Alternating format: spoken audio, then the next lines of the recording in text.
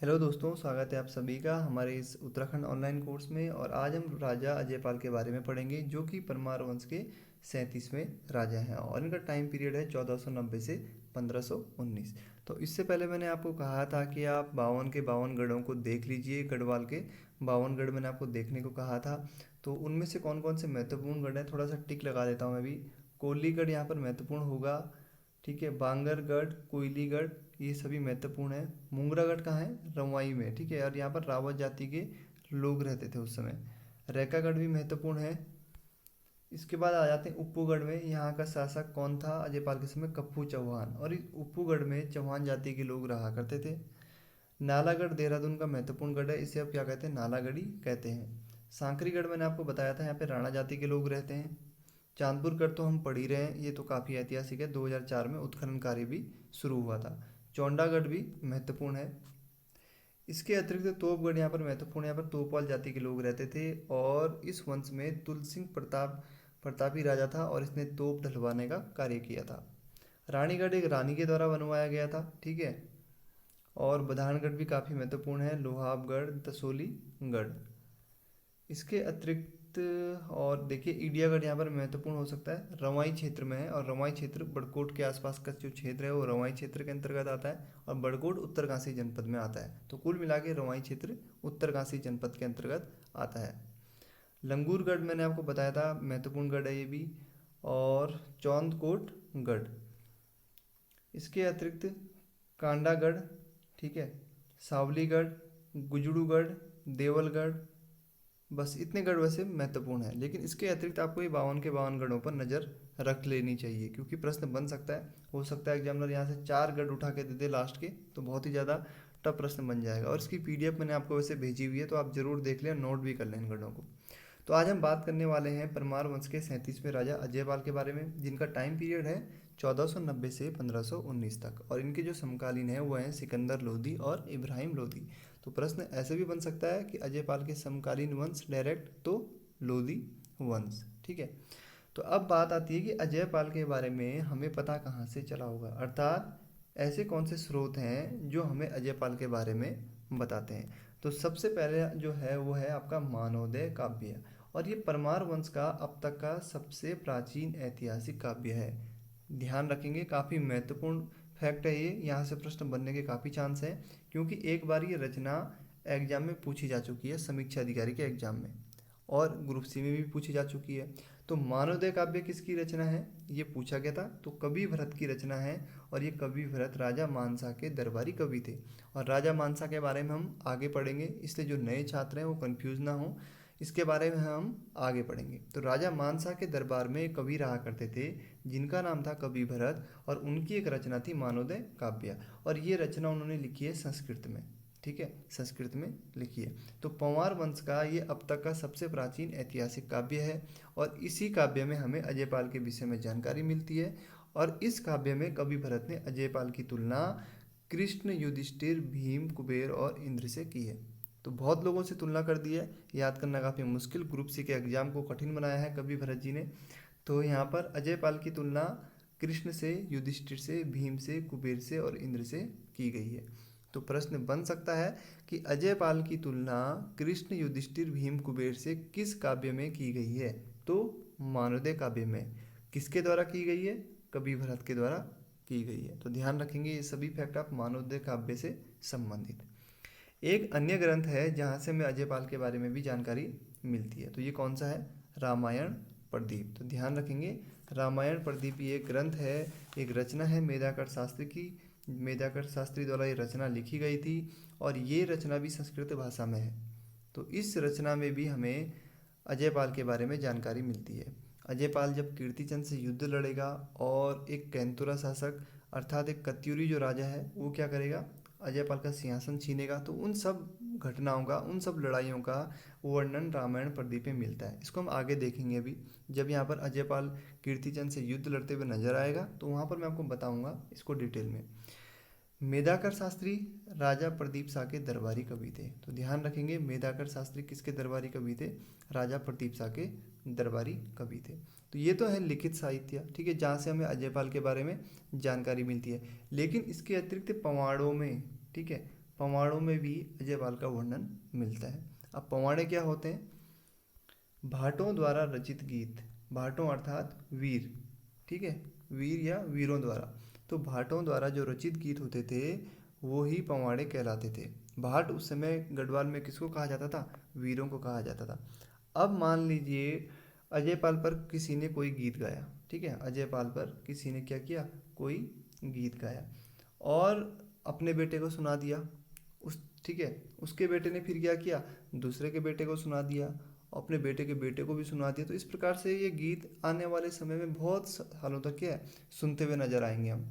तो इस प्रकार से होते थे पवाड़े, ठीक है। तो पवाड़े आज तक चल रहे हैं। और आपने देखा होगा जीतू बगड़वाल के पवाड़े, लोधी रिखोला के पवाड़े, माधो सिंह भंडारी के पवाड़े। तो इस प्रकार से पवाड़े भी हमें सुनने को मिलते हैं। लेकिन इन पवाड़ों में या इन गीतों में कितनी सच्चाई है ये कहा नहीं जा सकता, ठीक है। क्या पता किसी ने पवाड़ों में ज़्यादा ही वर्णन कर दिया हो, बड़ा चढ़ाकर वर्णन कर दिया हो। क्या पता किसी ने कुछ ऐसे अपनी मनमर्जी से कोई पवाड़ा गा दिया हो। तो कुछ भी हो सकता है, ठीक है। कोई गारंटी नहीं है कि ये सही ही होंगे। अब बात करते हैं अजयपाल के युद्ध कैसे कैसे इसने लड़े, ठीक है। अब देख लीजिए आप यहाँ पे अजयपाल चांदपुर गढ़ में, ये है यहाँ पे अजयपाल कहाँ बैठा है? चांदपुर गढ़ में। और चांदपुर गढ़ पड़ता है आपके चमोली में। थोड़ा सा देख लेते हैं कौन कहाँ पे है अभी। एक गढ़ है कंडारा गढ़ या कंडारी गढ़, जो कि वर्तमान में रुद्रप्रयाग में पड़ता है। और यहाँ का शासक था नरवीर सिंह कंडारी, जो कि दुगम देश का गढ़पति था। अब दुगम देश का गढ़पति इसलिए लिखा गया है क्योंकि उस समय जो मंदाकिनी नदी का क्षेत्र था, उसके आसपास का जो क्षेत्र था, उसको दुगम देश के नाम से जाना जाता था। और उस दुगम देश के अंतर्गत ही कंडारागढ़ आता था, जहाँ का शासक था नरवीर सिंह कंडारी। इसके अतिरिक्त उप्पूगढ़ में कौन शासक है अभी? कप्पू चौहान। तो काफ़ी पावरफुल शासक है कप्पू चौहान भी। इसके अतिरिक्त कुमाऊं में चंद वंश चल रहा है, और चंद वंश का जो इस समय शासक है कुमाऊं में वो है कीर्ति चंद। बागेश्वर की कत्यूरी घाटी में एक कैंतुरा राजा है। कत्यूर घाटी में कौन राजा है? कैंतुरा राजा। राजा का नाम है कैंतुरा, ठीक है। और ये कैसा शासक है? कत्यूरी शासक है। तो ये सब चीज़ें हमने देख ली है कौन कहाँ पे इस समय शासन कर रहा है। तो अब बात करते हैं यहाँ पर अजयपाल के 52 गढ़ों को जीतने की। अजयपाल का सपना था कि वो 52 गढ़ों को क्या करेगा? एक करेगा।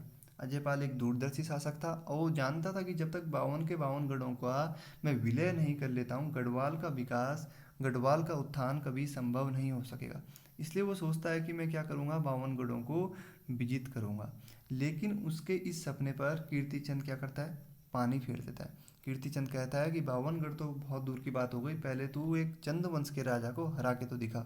और 1490-91 में कीर्तिचंद अजयपाल पर आक्रमण कर देता है और अपनी जिंदगी का पहला युद्ध ही अजयपाल हार जाता है।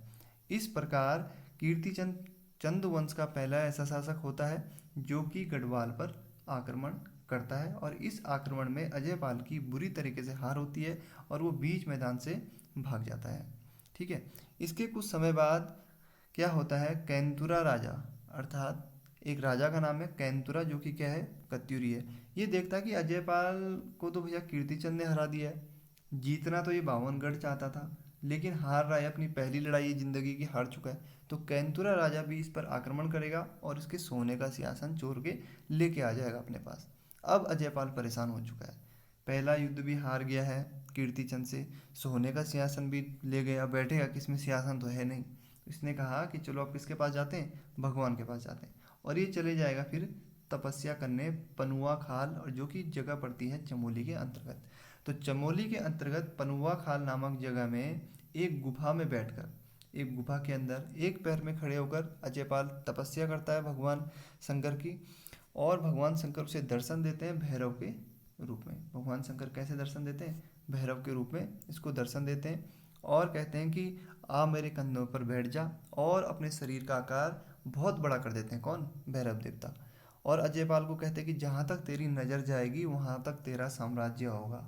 अब तू अपनी नज़र दौड़ा ले जहाँ जहाँ तक तुझे नज़र दौड़ानी है। तो इसके बाद अजयपाल क्या करेगा? यहाँ भी नज़र दौड़ाएगा कीर्तिचंद में, क्योंकि हराना है ना इसको बाद में। कैंतुरा राजा पे भी नज़र दौड़ाएगा और 52 के 52 गढ़ों पर भी अपनी नज़र दौड़ाएगा, तभी तो जीतेगा जब नज़र दौड़ाएगा। फिर भगवान भैरव इसको कहते हैं कि जहाँ जहाँ तूने नज़र दौड़ाई है वहाँ वहाँ तू अब क्या कर? आक्रमण कर दे, तू 100% जीत जाएगा। इसके बाद अजयपाल वापस आता है। इसके बाद अजयपाल क्या करेगा, पनुआ खाल से वापस आएगा चांदपुर गढ़ और अपनी सेना को मजबूत करेगा और कीर्तिचंद पर आक्रमण करेगा और कीर्तिचंद को हरा भी देगा। अब देख लेते हैं यहाँ पर डेट। किताबों में लिखा है कि कीर्तिचंद ने 1490-91 में अजयपाल पर आक्रमण किया था। कहीं पर लिखा है कि कीर्तिचंद और अजयपाल के बीच में 1490-91 में लड़ाइयाँ हुई थी। कब कीर्तिचंद जीता, कब अजयपाल जीता, कुछ कहीं पर वर्णन नहीं मिलता है। तो हम ये मान के चलेंगे कि कीर्तिचंद ने कब आक्रमण किया, 1490-91 में। हो सकता है कि 1490 में कीर्तिचंद ने अजयपाल पर आक्रमण किया हो और उसके एक साल बाद 1491 में अजयपाल ने वापस कीर्तिचंद पर आक्रमण किया हो।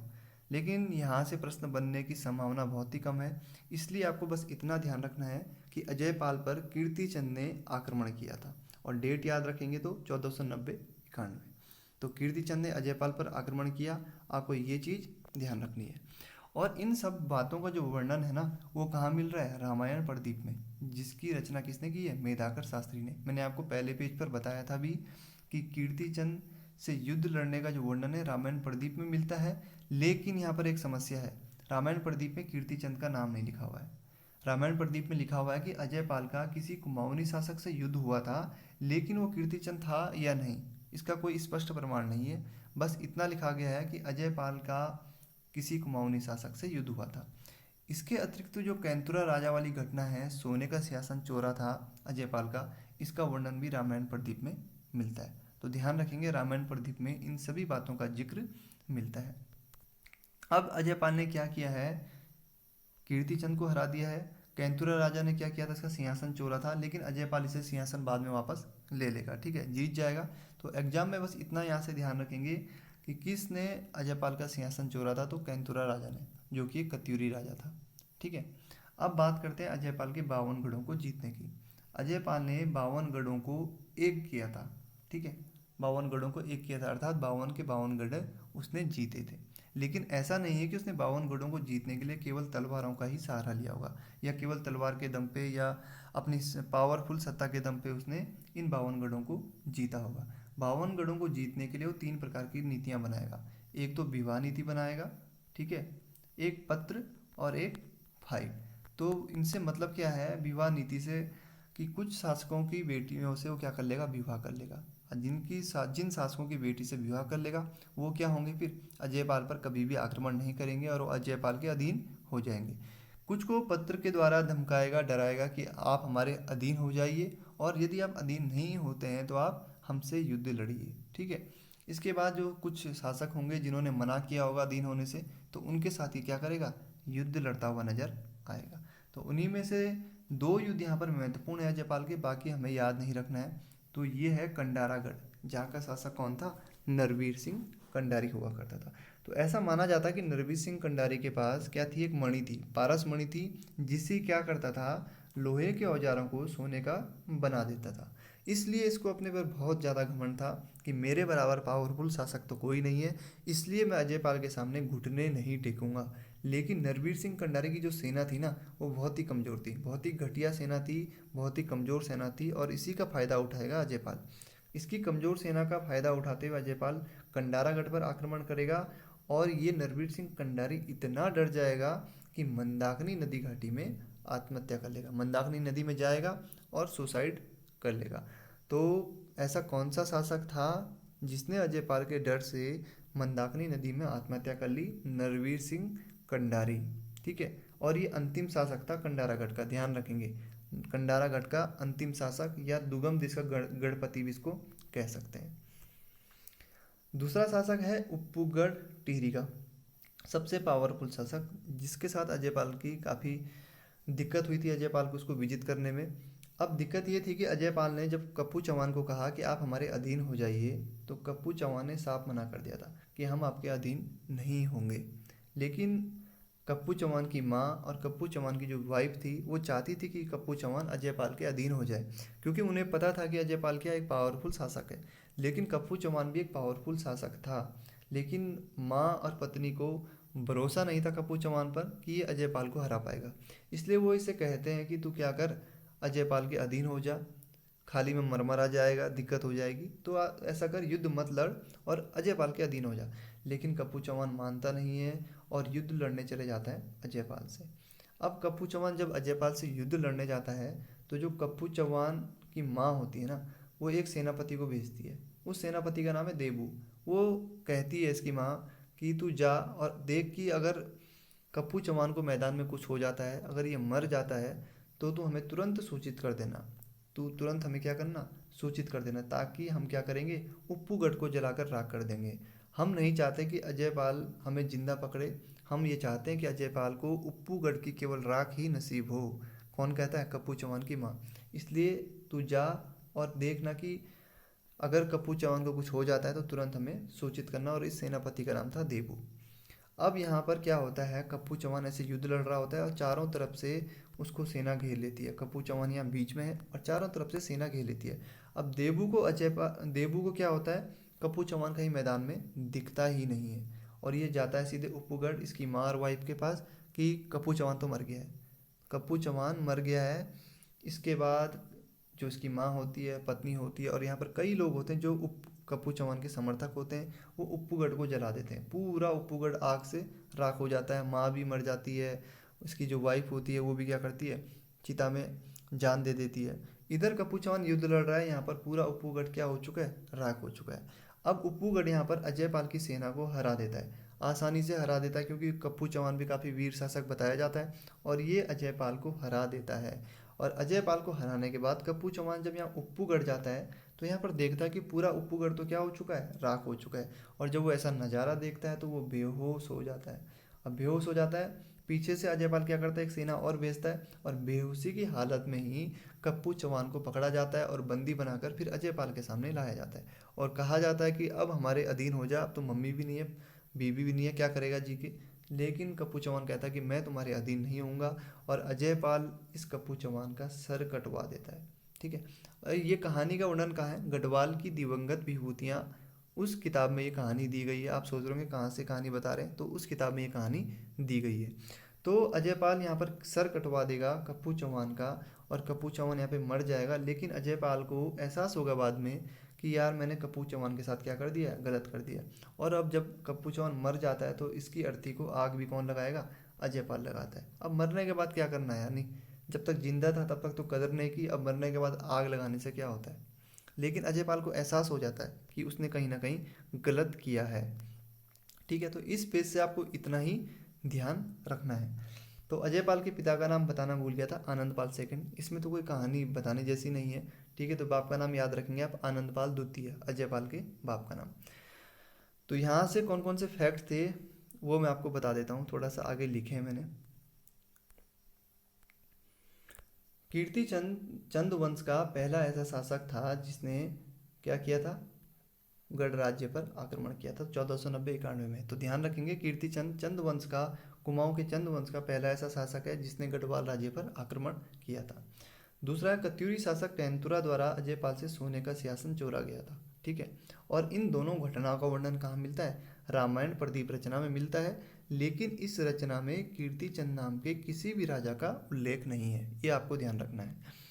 उप्पूगढ़ के राजा कप्पू चौहान पर अजयपाल की जीत का वर्णन एक गढ़वाली पवाड़े में मिलता है। पवाड़े मैंने आपको बताया था, किसी ने किसी पर कोई गीत गाया, वो गीत किसी और को सुनाया और वो गीत सुनाते सुनाते अब तक हमको क्या है, सुनाई दे रहा है। तो किसी गढ़वाली पवाड़े में अजयपाल की जीत का वर्णन मिलता है और उसमें पवाड़े में ऐसा गाया गया है कि अजयपाल ने कप्पू चौहान को हराया था। और इस पवाड़े का, इस गीत का जो उल्लेख है वो किसने किया है, तारादत्त गैरोला ने किया है। कप्पू चौहान की याद में टिहरी में उप्पूगढ़ का मेला लगता है। तो ध्यान रखेंगे, उप्पूगढ़ का मेला कहाँ लगता है, टिहरी गढ़वाल में। और किसकी याद में, कप्पू चौहान की याद में। एक है बिजनौर गजेटियर। ठीक है, बिजनौर गजेटियर में क्या है के आधार पर कहा जा सकता है कि दक्षिण में नजीबाबाद तथा अफजलगढ़ के कुछ भागों तक अजयपाल के राज्य का विस्तार था। तो किसके अनुसार, बिजनौर गजेटियर के अनुसार ऐसा माना जाता है कि नजीबाबाद अर्थात यूपी के कुछ क्षेत्रों तक भी अजयपाल का विस्तार हो गया था उस समय। चलिए अब आगे चलते हैं, अजयपाल की राजधानियों का क्रम देख लेते हैं। अजयपाल की राजधानी कहाँ थी, चांदपुरगढ़। अभी तक तो कहाँ पर शासन कर रहा है, चांदपुरगढ़ में शासन कर रहा है। लेकिन इसके बाद वो राजधानी को कहाँ लेके जाएगा, देवलगढ़ लेके जाएगा। क्योंकि चांदपुरगढ़ एक कोने में हुआ करता था, चमोली एक कोने में है ना, तो यहाँ से 52 गढ़ों को संचालित करना अजयपाल के लिए मुश्किल हो रहा था। तो अजयपाल चाहता था कि उसकी राजधानी कहाँ हो, किसी केंद्र स्थान में हो, जहाँ से वो सभी स्थानों को संचालित कर सके, सभी स्थानों को देख सके अपने, जो जो उसने जीते हैं। तो इसलिए वो क्या करेगा, 1512 में राजधानी लेके जाएगा देवलगढ़ में। और देवलगढ़ पड़ता है आपका श्रीनगर के पास में। ठीक है, कहाँ पड़ता है, श्रीनगर के पास में ही पड़ता है देवलगढ़। तो 1512 में राजधानी लेके जाएगा देवलगढ़। 4-5 साल यहाँ राजधानी बनाने के बाद वो फिर राजधानी बदल देगा और राजधानी को लेके जाएगा श्रीनगर। तो ध्यान रखेंगे, देवलगढ़ में राजधानी कितने वर्ष रही, 5 वर्ष रही। 12 में देवलगढ़ गई और 17 में देवलगढ़ से हट गई। तो 5 वर्षों तक अजयपाल की राजधानी देवलगढ़ में रही। और ये वही देवलगढ़ है जहाँ पर अजयपाल राज राजेश्वरी माता की स्थापना करेगा। ठीक है, और ये राज राजेश्वरी माता क्या है, इनकी कुल देवी भी हुआ करती थी परमार वंश के राजाओं की। तो देवलगढ़ में 5 वर्षों तक अजयपाल की राजधानी रही, लेकिन 1517 में राजधानी को श्रीनगर लेके चले गया। कारण ये बताया जाता है कि एक बार अजयपाल शिकार खेलने गया था श्रीनगर और अपने साथ एक शिकारी कुत्ते को भी लेके गया था। लेकिन अजयपाल के शिकारी कुत्ते को एक खरगोश ने मार दिया। ठीक है, एक खरगोश ने क्या किया, उस शिकारी कुत्ते को मार दिया। तो अजयपाल को लगा यार ऐसा कैसे हो सकता है, मेरे शिकारी कुत्ते को एक खरगोश ने मार दिया है, तो ऐसा कैसे। फिर रात को सपने में उसकी एक देवी आती है और कहती है कि श्रीनगर में क्या है, एक श्री यंत्र है। इस श्रीयंत्र के प्रभाव से एक कमजोर खरगोश ने भी तुम्हारे कुत्ते को मार दिया है, इसलिए तुम अपनी राजधानी क्या करो, श्रीनगर लेके जाओ और यहाँ पर इस श्रीयंत्र की हमेशा पूजा करो। इससे तुम्हारे साम्राज्य में वृद्धि होगी, तुम और पावरफुल शासक बन जाओगे। तो इसके बाद अजयपाल अपनी राजधानी को भी कहाँ लेके जाएगा, श्रीनगर लेके जाएगा। तो राजधानी का क्रम क्या है, चांदपुरगढ़, चांदपुरगढ़ से देवलगढ़ और देवलगढ़ से श्रीनगर। और ये वही श्रीनगर है जो दिल्ली की तरह कई बार उजड़ा और कई बार बसा था। तो ऐसा माना जाता है कि दिल्ली जो शहर है ना, वो 14 बार उजड़ा था और 14 बार बसाया गया, अर्थात 14 बार इस पर आक्रमण हुआ, टूट फूट हुई, लेकिन फिर 14 बार इसको बसाया गया। ठीक इसी प्रकार श्रीनगर को भी 11 बार उजाड़ा गया था और 11 बार बसाया गया था। इसलिए जो ये श्रीनगर है, इसकी तुलना किससे की जाती है, दिल्ली से की जाती है। तो प्रश्न बन सकता है कि श्रीनगर की तुलना किससे है, दिल्ली से। और इसी श्रीनगर में अजयपाल ने अपना राजभवन भी बनाया था। और यहाँ से एग्जाम में जो प्रश्न आया था वो ये था कि अजयपाल का राजभवन किस वर्ष भूकंप से क्षतिग्रस्त हुआ। और ये प्रश्न आया था ग्राम पंचायत विकास अधिकारी के एग्जाम में। तो 1803 में भूकंप से क्षतिग्रस्त हुआ था अजयपाल का राजभवन, लेकिन कुछ अवशेष इसके अभी भी बच गए थे। भूकंप आया था, पूरा नहीं टूटा होगा, कुछ अवशेष बच गए थे, लेकिन 1894 में आई विनाशकारी बाढ़ से ये पूरा राजभवन बह जाता है। तो प्रश्न बन सकता है कि अजयपाल का राजभवन पूर्ण रूप से कब क्षतिग्रस्त हुआ, अर्थात पूर्ण रूप से कब टूट गया, तो 1894 में। ठीक है, 1894। इसके बाद यहाँ पर जब श्रीनगर कई बार टूटा, कई बार उजड़ा, तो 1895 में ये श्रीनगर किसके द्वारा बसाया गया, ई.के. पो द्वारा। एक नए मास्टर प्लान के तहत 1895 में ई.के. पो के द्वारा श्रीनगर बसाया गया। तो आधुनिक श्रीनगर का निर्माता हम कह सकते हैं ई.के. पो। और इससे संबंधित एक प्रश्न एग्जाम में ये आया था कि गढ़वाल जिले की 10वीं सेटलमेंट रिपोर्ट किसने तैयार की थी। तो भूमि बंदोबस्त का जो अधिकारी था उस समय ई.के. पो था, और 10वीं जो भूमि बंदोबस्त की रिपोर्ट किसने तैयार करी थी, ई.के. पो द्वारा तैयार की गई थी। और ये प्रश्न आया था आपके रेंजर एग्जाम में, जो कि 27 मार्च 2016 को हुआ था।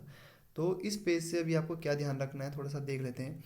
राजधानी चांदपुरगढ़ से देवलगढ़ 12 में ले गया, देवलगढ़ से श्रीनगर 1517 में लेके गया। श्रीनगर की तुलना दिल्ली से की जाती है। श्रीनगर में अजयपाल का राजभवन है, जो कि राजभवन था, जो कि 1803 में भूकंप से टूटा और फिर 1894 में पूर्ण रूप से क्षतिग्रस्त हो गया। इसके बाद श्रीनगर की जो स्थापना हुई थी किसके द्वारा हुई थी, ई.के. पो के द्वारा। तो 1895 में हुई थी। गढ़वाल जिले की 10वीं सेटलमेंट रिपोर्ट किसने तैयार करी थी, ई.के. पो ने। ठीक है, ये प्रश्न आया भी है।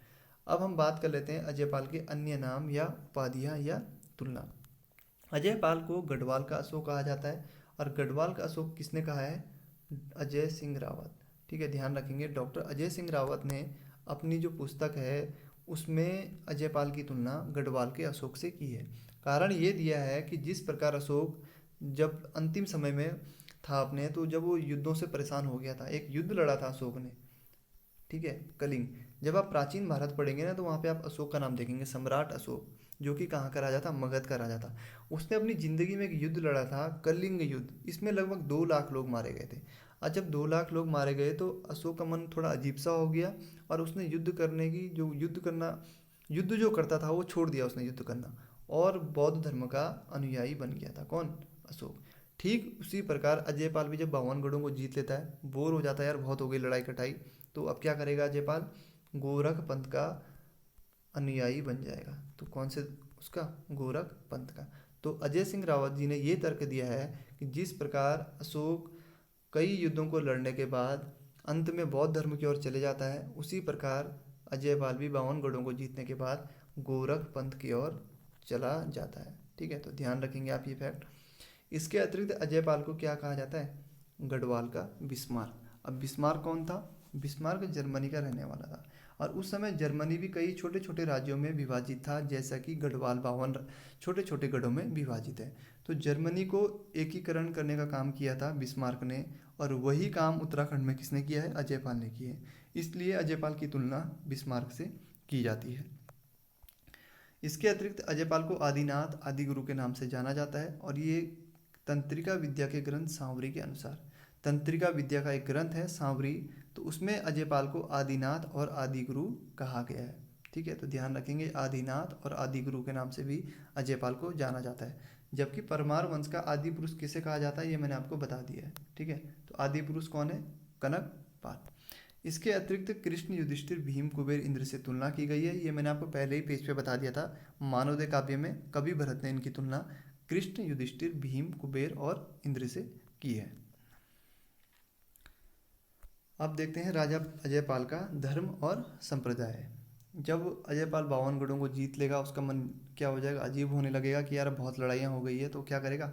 गोरखनाथ संप्रदाय में चले जाएगा। ठीक है, और इनके गुरु का नाम क्या था? सत्यनाथ, जो जिनको नाथ योगी के नाम से भी जाना जाता था।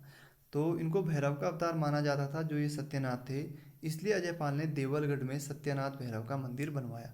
तो ध्यान रखेंगे, अजयपाल ने देवलगढ़ में सत्यनाथ भैरव का मंदिर बनाया, क्योंकि जो इनके गुरु थे वो कौन थे? सत्यनाथ थे। इसके अतिरिक्त अजयपाल के निर्माण कार्य देख लेते हैं। श्रीनगर में राजभवन बनाया, जो कि 1803 में टूट गया था, ये मैंने आपको बता दिया है। कालिका मठ बनाया श्रीनगर में। राज राजेश्वरी मंदिर देवलगढ़ में, जो कि इनकी कुलदेवी हुआ करती थी, और गौड़जा मंदिर। तो ये सभी निर्माण कार्य अजयपाल के द्वारा करवाए गए। एक नोट लिख लीजिए आप यहाँ पर।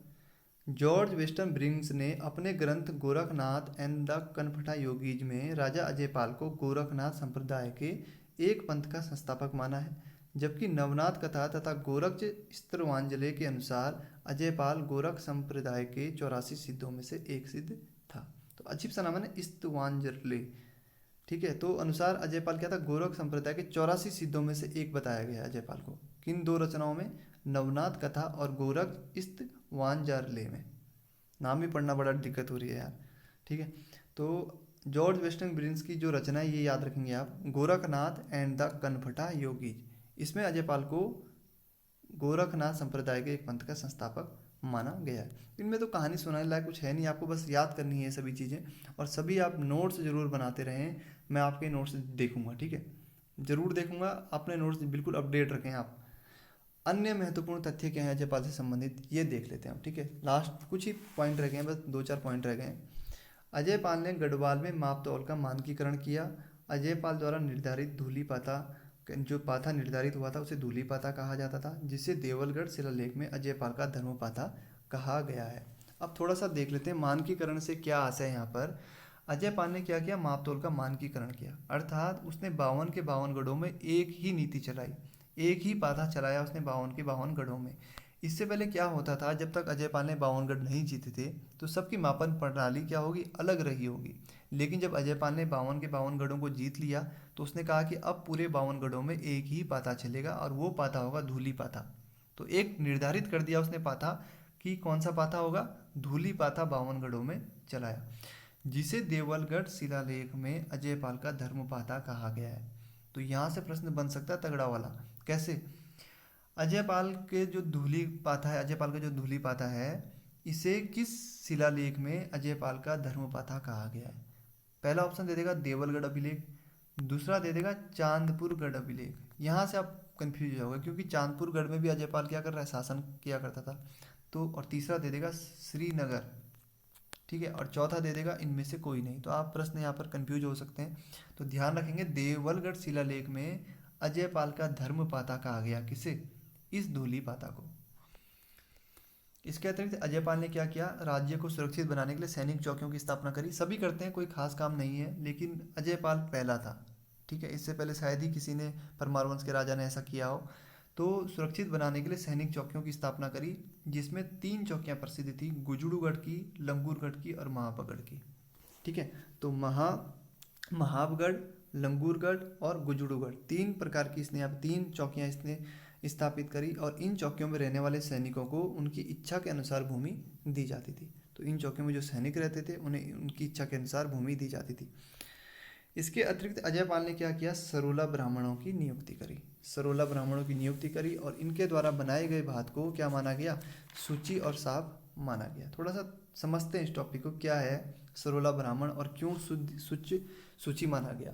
इस समय क्या था, उच्च वर्ण और निम्न वर्ण के लोगों में खाने पीने को लेकर मतभेद होता रहता था, ठीक है। उच्च वर्ण के लोग खाने में दिक्कत पैदा करते थे और कहते थे कि हम खाना खाएंगे तो किसके हाथों से, उच्च वर्ण के लोगों के हाथों से। कुछ लोग कट्टर होते हैं ना बहुत, ऐसा नहीं कि हर उच्च वर्ण का लोग ऐसा कहता था, जो लोग कट्टर होते थे, ठीक है। अभी भी आपको देखने को मिलते होंगे, कई लोग बहुत ज़्यादा कट्टर होते हैं, नियम कानूनों पे चलते हैं, लेकिन कुछ नहीं भी चलते हैं, जैसे कि मैं, मुझे ज़्यादा फर्क नहीं पड़ता है कौन किस जाति का है, लेकिन उस समय था। अब तो काफ़ी अंतर आने लग गया है, लेकिन उस समय क्या था, उच्च वर्ण के लोग खाना खाने में दिक्कत पैदा करते थे। उनका कहना था कि हम उन्हीं लोगों के हाथ से खाना खाएंगे जो कि खुद भी उच्च वर्ण के होंगे। और खाना कैसे बनेगा, बड़ी दिक्कत थी भैया खाना बनाने में। मान लीजिए रसोई है, ठीक है, खाना बनाने के लिए क्या होता था, जो खाना बनाने जाएगा वो सबसे पहले तो नहाएगा, नहाने के बाद यहाँ रसोई में क्या करेगा, एंटर करेगा। और एंटर भी कैसे करेगा, ऐसे कपड़े पहन के प्रवेश करेगा जो कि सिला हुआ ना हो, अर्थात धोती या लंगोटी पहन के आएगा अंदर, और यहाँ पे क्या करेगा, खाना बनाएगा। और जो लोग खाना खाएंगे ना, वो बाहर बैठेंगे, किचन के बाहर बैठेंगे, और वो भी क्या करेंगे, नहाएंगे और यही धोती पहनेंगे। उनको भी धोती पहननी है, जो कट्टर लोग हैं। और जो नए ऐसी हैं वो तो खा ही रहे हैं, जो कट्टर नहीं है वो तो कैसे भी खा रहे हैं, लेकिन जो कट्टर लोग हैं वो क्या करेंगे, उनके लिए तो स्पेशल एक तो खाना बनाने वाला चाहिए, और वो खाना बनाने वाला नहाएगा और बिना सिले हुए कपड़े पहनेगा, और फिर यहाँ से खाना बाहर परोसेगा, और टच नहीं करना एक दूसरे को। ऐसा तो होता था उस समय, एक दूसरे को क्या करेंगे, टच नहीं करना होता था। तो इस प्रकार की व्यवस्था थी उस समय। तो कट्टर लोगों के साथ बड़ी दिक्कत थी। अब घर में तो कोई दिक्कत नहीं है, लेकिन मान लो कहीं पे युद्ध छिड़ गया और इन कट्टर लोगों ने खाना खाने से मना कर दिया, तो दिक्कत है ना। कट्टर लोगों ने क्या कर दिया, खाना खाने से मना कर दिया। और ये कट्टर लोग कौन थे, सैनिक भी हो सकते हैं, कोई अच्छे अधिकारी के पद पे भी हो सकते हैं। तो यहाँ पर अजयपाल ने क्या किया कि अब ऐसा करते हैं कि हम 16 ब्राह्मणों की नियुक्ति कर देते हैं। इस समय गढ़वाल में कई प्रकार के ब्राह्मण थे, तो अजयपाल ने 16 ब्राह्मणों को काम सौंप दिया खाना बनाने का। और इनके द्वारा जो खाना बनाया गया, जो भात बनाया गया, उसे शुचि और साफ माना गया। शुचि का मतलब ही होता है शुद्ध या साफ, ठीक है। तो शुचि या साफ माना गया इनके द्वारा बनाए गए खाने को। तो इसी प्रकार की प्रथा हम देखेंगे महिपति शाह के समय। महिपति शाह भी हमने पढ़ा नहीं है, आगे आएगा महिपति शाह। महिपति शाह के समय भी बड़ी दिक्कत हो जाती है। महिपति शाह के समय जब तिब्बत अभियान होता है ना, तो वहाँ पर ठंड से लोग मरने लग जाते हैं। कौन, ये 16 ब्राह्मण। ठंड से तो मरेंगे यार, धोती पहन के खाना बनाते थे। अजयपाल ने तो क्या किया, ये गढ़वाल है मान लीजिए, गढ़वाल में युद्ध लड़े, लेकिन महिपति शाह तो क्या करेगा, तिब्बत पर आक्रमण करेगा। अब तिब्बत में क्या है, बहुत ज़्यादा ठंड है, तो वहाँ पर 16 ब्राह्मण खाना बनाने से मना कर देते हैं कि अब हम धोती में खाना नहीं बनाएंगे, धोती पहन के खाना नहीं बनाएंगे। तो उस समय महिपति शाह क्या करता है, 16 ब्राह्मणों की संख्या को बढ़ा देगा और 16 ब्राह्मण डाल देगा। मतलब कोई अन्य कैटेगरी के ब्राह्मण थे, उनको कहेगा कि आप आज से आप भी क्या हो, 16 ब्राह्मण के अंतर्गत आते हो। जैसे गढ़वाल में कई जातियाँ होगी उसमें, जैसे रतूड़ी हो गई, शर्मा, वर्मा, जो भी है पंडित वर्ग में, तो इनको बोलेगा कि आप अब 16 वर्ग में आओगे और अब आप खाना बनाओगे। तो इस प्रकार से महिपति शाह 16 ब्राह्मणों में क्या करेगा, पद बढ़ा देगा एक किस्म से। लेकिन इससे भी काम नहीं चलता, ठंड से फिर भी वहाँ पे मरने लगते हैं लोग। और इसके बाद महिपति शाह एक प्रथा चलाएगा जिसे रोटी सूची प्रथा के नाम से जाना गया। तो रोटी सूची प्रथा किसने चलाई थी, महिपति शाह ने। ये हम बाद में डिटेल में पढ़ेंगे। तो चलिए अब अगले पॉइंट पर आते हैं। कवि भरत ने मानवदय काव्य में अजयपाल की प्रशंसा करते हुए लिखा है कि वह अपने नाम से ही शत्रुओं के मन को तोड़ने वालों में से था। इतना तो आने वाला नहीं है, लेकिन फिर भी पढ़ लेते हैं, क्या पता। तो कवि भरत ने मानवदय काव्य में अजयपाल की प्रशंसा की है और अपने नाम से ही जो शत्रुओं को तोड़ देता है, ऐसा कहा है अजयपाल के बारे में। पांचवा पॉइंट है, हैमिल्टन के अनुसार अजयपाल प्रथम स्वतंत्र शासक था। डायरेक्ट प्रश्न बन सकता है, किसके अनुसार अजयपाल प्रथम शासक था, या हैमिल्टन के अनुसार प्रथम स्वतंत्र शासक कौन था। कनकपाल, अजयपाल, बलभद्र शाह, महीपति शाह, चार ऑप्शन दे देगा तो अजयपाल। शिव प्रसाद डबराल के अनुसार गढ़वाल शब्द का प्रयोग सर्वप्रथम मोलाराम ने 1815 में किया था। लेकिन हम अभी क्या पढ़ रहे हैं कि गढ़वाल 52 गढ़ों को जीत लिया किसने, अजयपाल ने, और गढ़वाल शब्द यहाँ से निकल कर आ गया है। लेकिन शिव प्रसाद डबराल का कहना है कि गढ़वाल शब्द का जो सर्वप्रथम प्रयोग है वो मोलाराम ने 1815 में किया था। अगला फैक्ट है, देवलगढ़ में विष्णु मंदिर की दाहिनी और ठीक सामने की दीवार पर अजयपाल का एक पद्मासन की मुद्रा में चित्र बना है। तो प्रश्न बन सकता है कि देवलगढ़ में विष्णु मंदिर में, जो देवलगढ़ का विष्णु मंदिर है, वहाँ पर अजयपाल का किस मुद्रा में चित्र देखने को मिलता है। तो पद्मासन मुद्रा में चित्र देखने को मिलता है और उनके कानों में कुंडल है तथा सिर में पगड़ी पहन रखी है। तो अजयपाल के बारे में इतना ही। इससे बाहर मेरे हिसाब से एग्जाम में जाना नहीं चाहिए, क्योंकि काफ़ी बुकों से मैंने कलेक्ट करके ये यहाँ पर बनाया है वीडियो। तो चलिए दोस्तों, अगले वीडियो में मिलते हैं। अब धन्यवाद।